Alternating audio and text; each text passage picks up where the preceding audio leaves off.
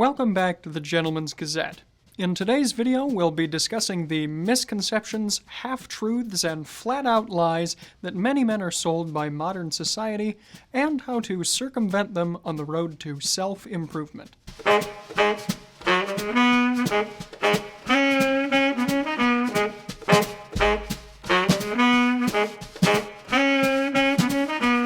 It should come as no surprise that in today's world, particularly in the US but also internationally, we find ourselves in an increasingly superficial society.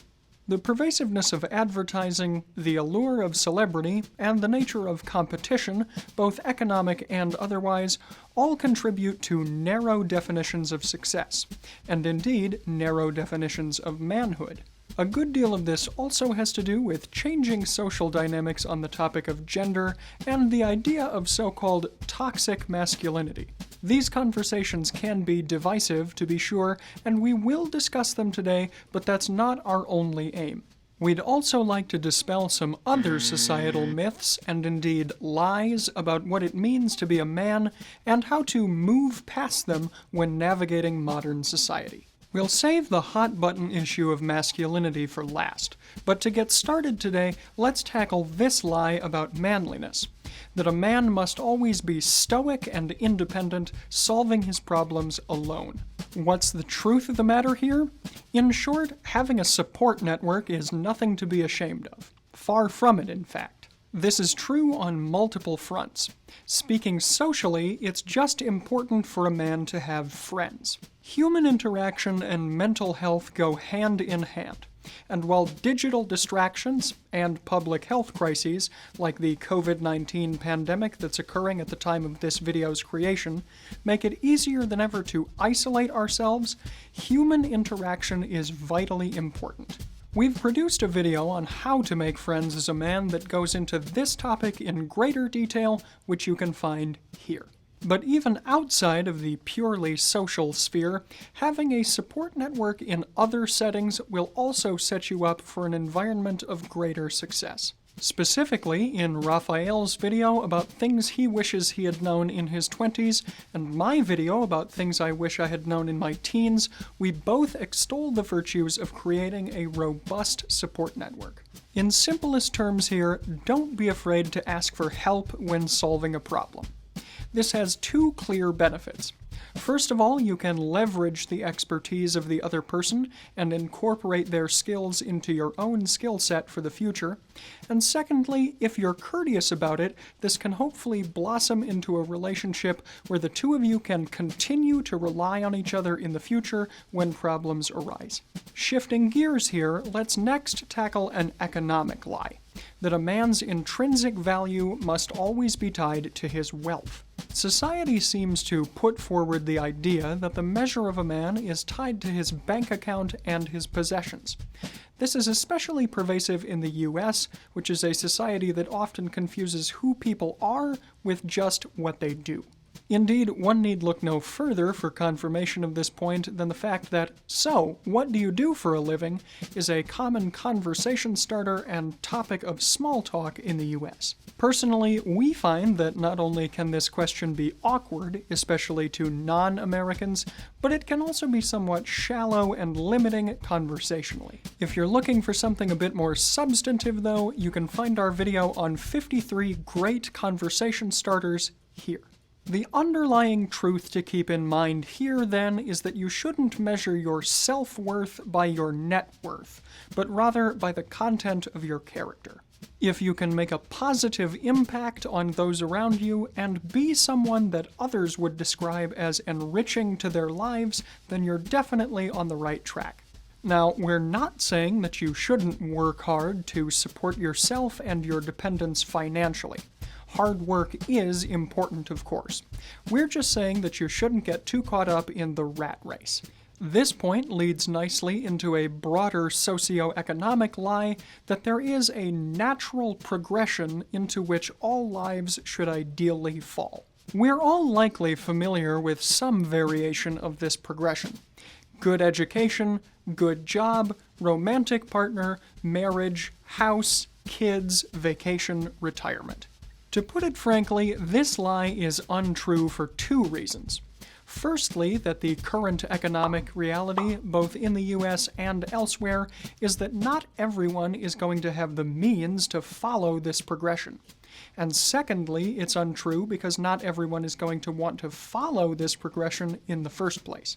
The nature of what constitutes a job continues to change every day. A man doesn't have to toil away through all of his younger years just to save money for a retirement that might not actually arrive in the classical sense.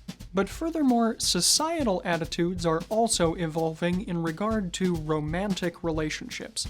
Not every man is going to desire a romantic partner and/or children, and that's okay. As we mentioned before, so long as you've got a healthy outlet for emotional connection, it doesn't necessarily have to be in a romantic mold. On the topic of emotional connection, then, let's start tackling some broader lies. First, we'll start with the notion that men must resign themselves to being less emotionally literate than women. Frankly, this one is just straight bunk. The idea that a man must always tamp down his emotions, or indeed have fewer emotions in the first place, is one of the biggest contributing factors to that aforementioned idea of toxic masculinity. To keep this one in the simplest terms possible, it's okay to feel things and to express those feelings. Emotional literacy, or the ability to understand and communicate what you're feeling, will lead to more fruitful interpersonal relationships. Often, men are conditioned to believe that their emotions are simple things, that they should only ever feel happy, sad, angry, or neutral. This couldn't be further from the truth. Behind these simplistic emotional descriptors, there's an entire spectrum of motivating factors. Why are you happy about something? Why might you be angry in a given situation? Whenever you're feeling a certain emotion, especially strongly, try to take a step back and ask yourself the simple question of why. Then, the crucial next step, talk to someone about what you're feeling. Having a sounding board to work through and interpret your emotions will make you that much more able to get past them if they're troubling you, or just to have a better sense of your emotional makeup overall. Alright, with the emotional discussion set up, let's now get into the slightly thornier issue of the broader topic of masculinity. In other words, let's talk about what it means to be a man in the first place. We've got two big lies to cover here. Author and speaker Joe Ehrman has hit the nail on the head with both of these lies, so we've paraphrased him here. The first big lie is the one that many boys are taught as early as grade school, that their masculine worth and value has something to do with their physical strength or athletic ability. Whoever is strongest, fastest, or most physically resilient is the most prized and praised, and thus these ideas get wrapped up in a boy's conception of his own self-worth. Now, physical fitness for its own sake definitely isn't a bad thing, and you should always strive to feel personally healthy. But do rest assured that you don't have to be a chiseled Adonis to be a man. For a personal example here, I'm certainly not a peak physical specimen, as many of our commenters haven't been shy to point out. But I've made peace with the fact that due to a physical disability that I've had since birth, I'm just never going to be a star athlete. Could I put forward an effort to bulk up a bit and place a greater emphasis on my physical fitness? Certainly I could. And indeed, I'd like to as a general future goal. But crucially to keep in mind here, I don't feel like less of a man because I can't bench press a certain weight.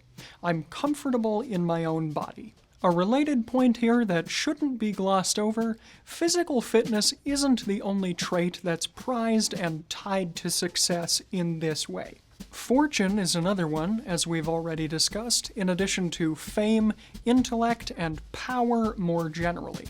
The overall takeaway here is that you don't need to feel like you've got to be the best at something. Strive for personal mastery and let your talents serve others as well as yourself.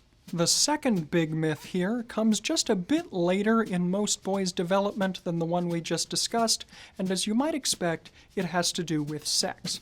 Young, developing boys often receive the message from society broadly that being a man means seducing or objectifying girls in order to validate their own masculinity or self-worth. This not only damages boys, but also, of course, creates a culture of violence towards women. For a more in-depth look at our thoughts surrounding the general discourse on sexual harassment and gender relations, you can take a look at this video that we produced in response to the infamous Better Men ad from Gillette of a few years back. But in simplest terms here, people, no matter their gender, are people, and they deserve to be treated with respect. So be mindful of both physical and emotional boundaries, and strive to be a man that is looked to by everyone as a trusted source of support and comfort. This, in fact, is just as true a definition of strength as anything physical. Much of what we've discussed here today is tied up in the broader conversation of what it means to be a gentleman in the 21st century. We've produced an entire video speaking directly to this question, but here are our principal conclusions on that point. Firstly, a gentleman recognizes that he is imperfect, but at the same time he maintains high standards and has a drive for continual, lifelong self-improvement. He is well-mannered, respectful and courteous, and acknowledges everyone's personal dignity. He is well-informed, but also open-minded, willing to consider the perspectives of others alongside his own learnings. He recognizes the differences between aggressiveness and assertiveness, confidence and arrogance, and commands respect without being a jerk. And of course, a gentleman is well-dressed, but again as a matter of personal improvement rather than as a flashy display of wealth.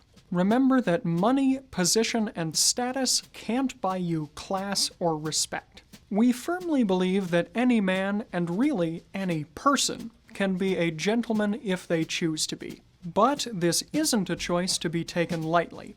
It's all about the journey, not the destination. In fact, the highest achievement is to be recognized as a gentleman by those around you, since ultimately it is an honor that can only really be conferred by other people onto someone. So, if you can see through the misinformation and tune out the noise of some of the lies that we've discussed today, and strive for these greater ideals, you're likely going to feel more secure as both a man and a gentleman. In today's video, I'm wearing a fairly casual outfit, something that would be good for an informal get-together or a conversation between friends, as I've tried to structure this video here today. I'm working within a simple color palette of blue and brown. My polo shirt is navy blue and it has a slight ribbed texture in its weave and also features contrasting buttons with a brownish hue. My trousers are in a plain brown shade, my belt is in dark brown with a silver buckle, and my shoes are also a dark chocolate brown. They're suede penny loafers from Meermin. And completing the simple outfit today are some socks from Fort Belvedere. They're also in navy blue, and they feature a subtle clock pattern in a lighter blue and white to give a bit of visual interest. You can find these socks, as well as several other models and designs in the Fort Belvedere shop, along with a wide array of other men's accessories, including boutonnieres, pocket squares, collar clips, and much more.